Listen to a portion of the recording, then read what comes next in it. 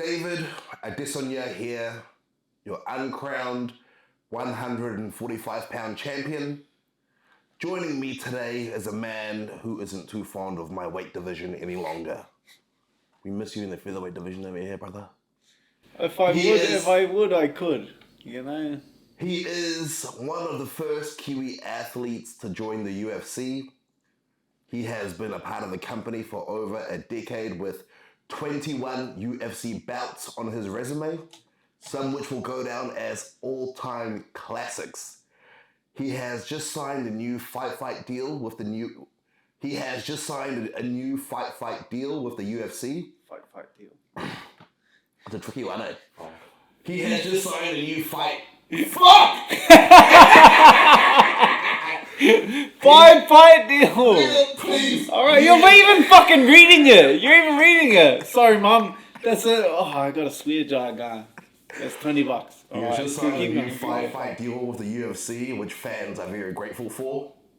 City kickboxing team captain, also known as Captain New Zealand, Dan the Hangman Hooker. What an intro. Fucking sassy. Appreciate you. How are you, Chad? I'm good. First things first, congratulations on the baby on the way. Thank you, sir. And the new fight Fight?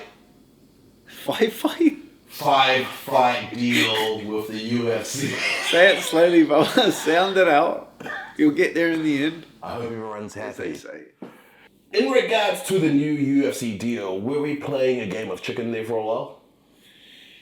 Yeah, but I'm like a terrible person to play a game of chicken with because I actually am a kamikaze pilot. Like I will sink this whole ship, brother.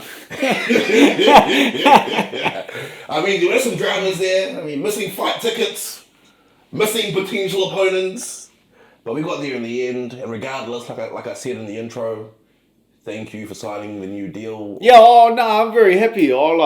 From what I can see, I'm probably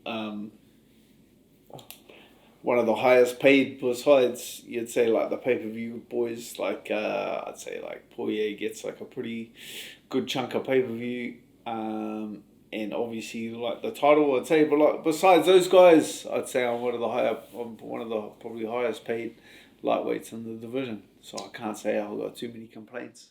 Good to be back in the mix, like you said.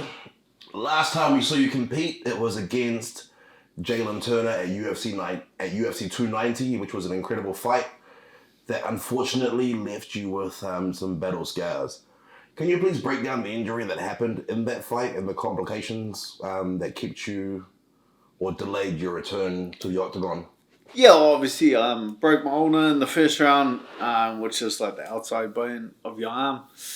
And then just like rushed it a bit soon to come back. Like was just pressing it to get another fighter and booked another fight with Bobby Green. And then it was like my second to last sparring session before that fight. Just caught like a stray kick on my arm. I knew it wasn't like $1 million, but I just kind of backed myself. I just thought I could beat Bobby Green with one arm, tie behind my back, if I'm being honest. And so I ended up, but that's the game. Like the whole game is a risk. I took a risk.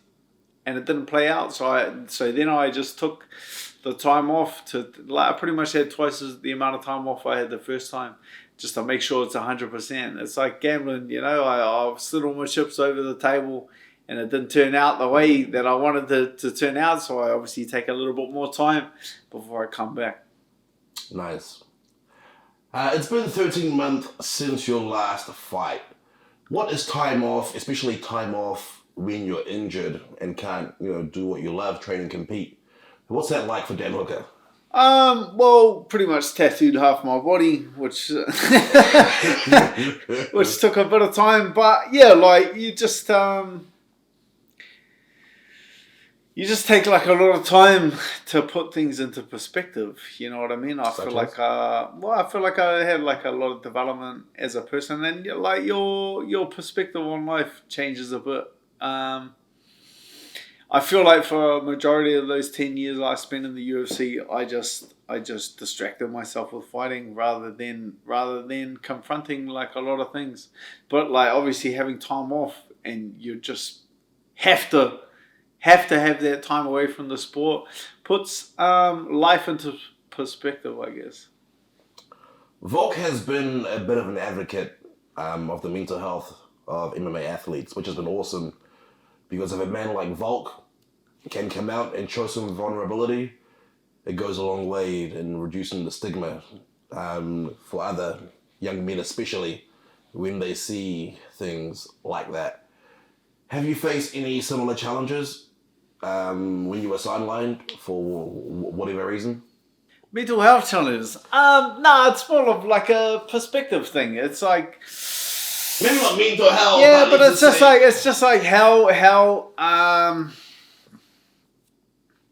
it's just how you become a man. Like, you become a man through difficult times. You become a man through struggle. You become a man through heartbreak and challenge and like bad things. It's not like it's not like an age thing. It's you get put through all these difficult tests of your character. That's how you truly become a man. It's like, you don't become a man because I'm 35 now, I'm 30 now, I'm a man now. That's just not how it works. Like the time off just had me confront a lot of things and like speed up and the perspective. Obviously, like, you're 34, you can't fight forever. There's probably 5 years left of your professional mixed martial arts career. It's like, what do you want the next 20, 30 years to look like? So it's like it's more having to confront that, and entirely it's like being comfortable with who you are as a person and having to confront that. And with all the extra free time, did you feel, and not, having the hours of training and the hours of everything that comes with being in camp, was that?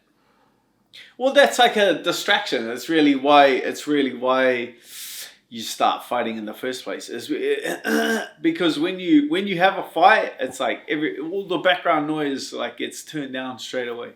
So you might have this, you might have troubles at work, have troubles in a relationship, have all of these troubles, all of this external noise is like playing on your mind, and then as soon as you get a fight lined up, it's like boom, you just all of the external noise turns down, and you're just focused on this one sole task. And so I guess, especially with my UFC career in the last 10 years, but even previously before that, for the 5 years, so I've been fighting professionally for 15 years.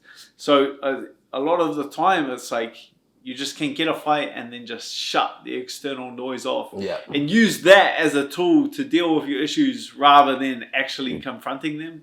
So it's like I've used MMA and fighting as like a distraction for a lot of those things. So actually, this is the first time I've actually had a serious injury, let alone like a serious injury back to back, which has taken me out of the cage for a year entirely. So I feel like there's been a lot of time away, and there's just been like a lot of growth as a human being. Fantastic. You made a lot of noise about no ranked lightweights wanting to come to Australia to fight you. But someone has answered the call. Mateusz Gamrot. Yeah, I feel like they made him do it. I feel like he's not doing it by choice. Like, I feel like if it was a choice, it would sit out. Like, he's the next contender in line for a title shot.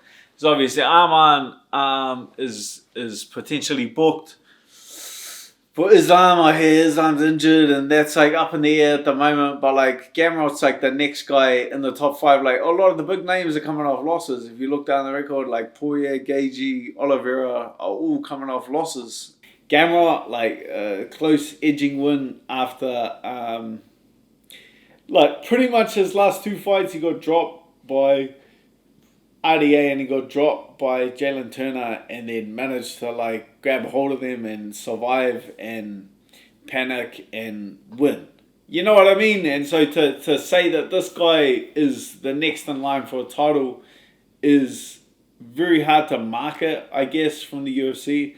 It's like, so in terms of Gamrot, he needs like a big win over a guy with an exciting fighter with a big name. And so that's me, you know what I mean? But like, I'm in the game of opportunities, and the opportunity for him is the same opportunity for me. It's like, you can't say that he's lining himself up for a title, but yeah, he wants my name and I want his number. Like, it's a whole sport. It's a whole sport is built around risk versus reward. I love that. The way you described Gamrot's ability to get dropped and grapple his Well, way like, to it's kind of victory. his style is that But he panics, and then the other guy panics, and then he out panics them. But is that why you call him the cheat code? Or why is That's why like have you given him the nickname the cheat code? Well, like, I guess it's like the elites are the not like necessarily the elites, but like, because like lightweight is such a stacked division, and there's so many exciting fighters: Oliveira, Gagey, Poirier, Turner, Chandler. Like, there's a lot of very exciting fighters within that. But now you can see like the guys that, because obviously being exciting fighter and wanting to go out there and perform and put on a show and put on an incredible fight for the fans is you need the other guy to oblige. You need the other guy to want to do that as well. If I go out there and I say, I just want to go out there, slang some leather, put on an exciting fight, and the other guy's plan is to just grab a hold of me and stifle me until he wins, then he's going to win. Of course. So I feel like the top echelon of the lightweight division now with Islam and Arman and Gamrot is the guys that have just stifled the division. So it's like I feel like that's a result, and that's why the lightweight division is in such like a weird place now. Yep. Where these guys have been able to actually stifle the guys, the exciting guys in which the division became the most exciting and became the most fruitful within the whole UFC. Correct. The cheat code is ranked number 5 in the lightweight division. He's only lost twice in 26 pro MMA fights. Never been finished. When his name came up as a potential option, what were the discussions like with the team and your management? There's absolutely no discussion about that. There's like I told Ash that I will fight any man walking the face of the earth on that on that single day. So to get such a highly, like, it's pretty much worked out like best case scenario for me in terms of the rankings, in terms of the number, in terms of the potential, landscape. in terms of the potential rewards I can possibly receive from this fight. It's the best case scenario for me. So yeah, there was absolutely no discussion. I feel like the whole team was on the same page in regards to this fight. 10 years in the UFC, 21 fights, wins and losses, ups and downs. Someone asked you a little while ago, what more do you want out of your career?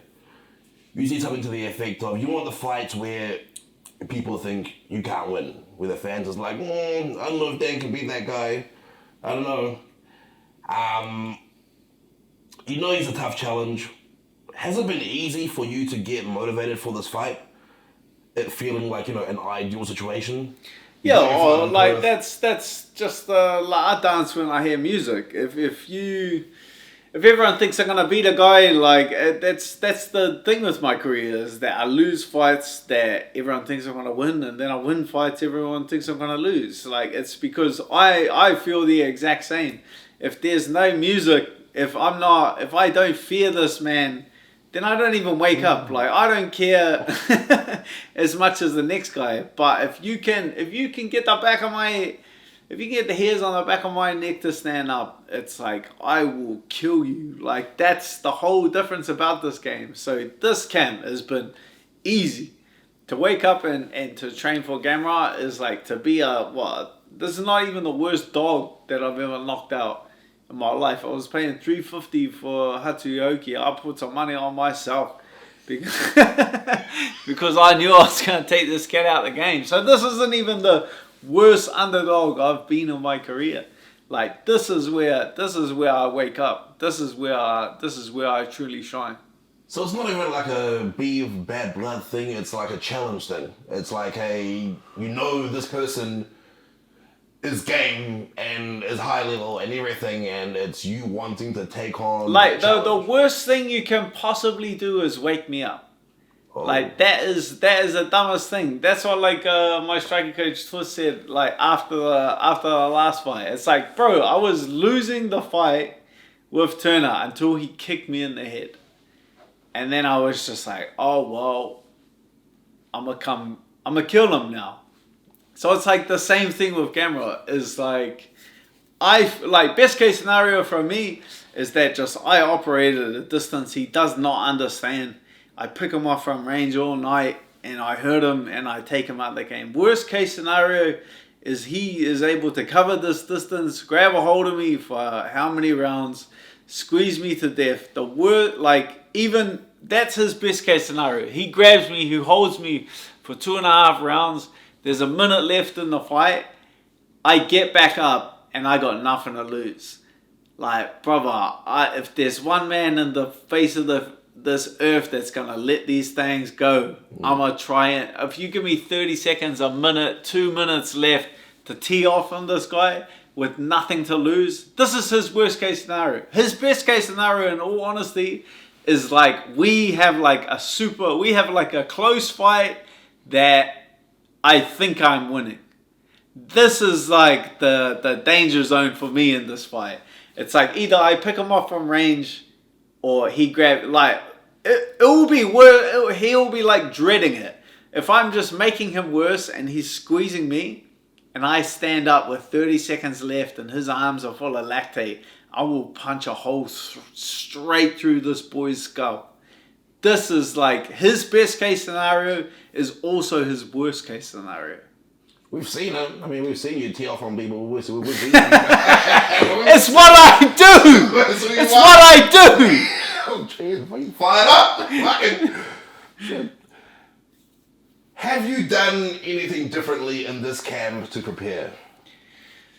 Time, brother, time. Like, I just know who I am. I know who I am as a fighter. I know what I want out of this sport. Like, my perspective on it has changed. How? Like, I always thought, I don't know. Like, that's a big question because I always thought that some aspect of the sport would be a part of my life forever. I would always be a part of it. That's why your fights will be. My fights. Like, I just want to fight. Like, I just want to fight. And then the day that I put down fighting, I want to just step away from this altogether and never touch it ever again. Like, I've been through that. So I'm glad that I explored all of these aspects, like running a gym, management company. Like, I explored all of these aspects while I was still like active as a fighter, so I could still deviate.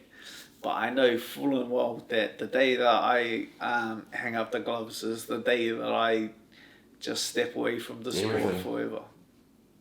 From the entire thing? I don't want to train. I don't want to coach. I don't want to coach.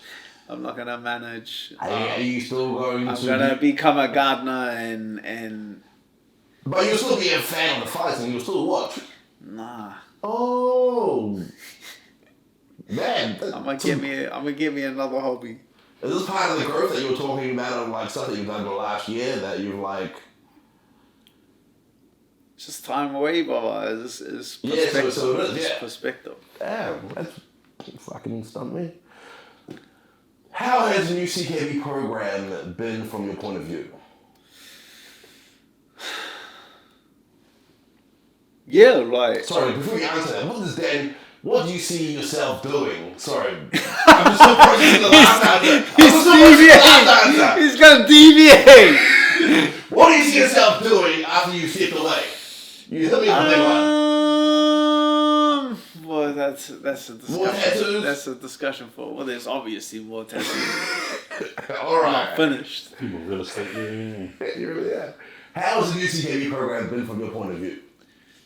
Yeah, it's good. Like, we dialed down like the workload a bit because I've trained all over the world in big gyms and stuff like that, and just the workload at the program at City Kickboxing is just unparalleled. Like, we train 3, 4, 5 times as much as any other gym flying around the world. So to bring that like load down like a little bit to like a bit more of like a manageable frequency has been good. Like like my numbers in the gym, like Makoto's my strength and conditioning coach, and he's like my recovery at sparring is the best it's ever been. I'm hitting personal best in all of like my strength work and stuff like that. So to be like 34 years old and to be the fittest and strongest you've ever been is quite a strange milestone. And how's that been for you, like your mentality going in, knowing that you are? Yeah, well, it's funny, but like just a fighter of my experience, like I'm prepared for everything. There's no aspect of the sport which I haven't confronted already. Being knocked out, being submission, being a hard fight winning, being a hard fight losing, there isn't a scenario in the sport which you can put me in which I haven't already experienced. Nice. There are also a few of the boys jumping in the Dana White Contender series. How's the atmosphere been in the gym training with those boys as you all grind towards similar goals? The path is set. These boys can like, it's already carved out. There's no mystery anymore. Before it was just a huge question mark about what happens next. So I see from these other guys like Cam and Navajo and Aaron, I see just more clarity as a fighter compared with our generation. Like our generation, there was so many question marks, but there's so much clarity. So you can see them preparing for they're prepared for it. They're prepared for what happens next. They're prepared for when they get the UFC contract. They're prepared for where they're going. They're prepared for all of the stuff that comes with it, the interviews and the sponsorships. And so to see that is, it's just clarity. The clarity is different with their generation to our generation. How proud are you, all those three boys? You've seen them, day in, day out, grinding for years, and now they're getting this massive opportunity. Well, they ain't done fuck all yet, brother. I was hoping to get some motivation so we can watch this and like, let's go. You know what? Yeah. Like it's like the huge it's the huge parallel of it. Like it is what they've been working on for the last 10 years. It is everyday sacrifice they've been putting in but it's like it's on the edge, it's on the tip of a knife. Like it can go either way, and it's been like that for my whole career. Your whole career, your every fight is just balancing on the tip of a knife. Like it can go one or two ways. It's like, imagine you get knocked out on Dana White's Contender series, and then what? You're gonna go fight regionally for 2 years and win before you get another shot, or you knock the other bloke out and now you're a UFC fighter with a guaranteed 4-fight contract. So it's just like Contender series is make or break. So it's like, if you're gonna pull out all the stops and commit yourself entirely, this is the time to do it. Have you given them any advice, or they come to you for any advice? That's not really. That's not really how I do business. Well, you're the CKB team captain. That's not really how I do business, brother. Like you can you can set an example for sure, but to pull someone aside, because this is not a sport of words. This is a sport of actions. Like you show people how to.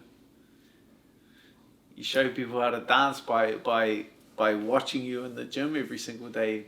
Imagine I was fart-assing around the gym every single day, and then pulled one of them aside and go, hey, I think you should be doing this, or when you show your right hand, maybe your left hand should be like, everyone does their job like a different way. Because so you lead by setting the example. Well, at the end of the day, you got to touch gloves with me, and you got to stop me trying to take your head off. Like that. At the end of the day, that's it. Because the contrast of our sport is incredible. It's both incredibly complicated and it's both incredibly simple at the same time. Like there's so much involved in the faking and feints and angles and all of this kind of stuff, but it's also you either go right or you go left. Like it's like you can do. That's the funny thing about our sport is you cannot make a single mistake and you can still get knocked out.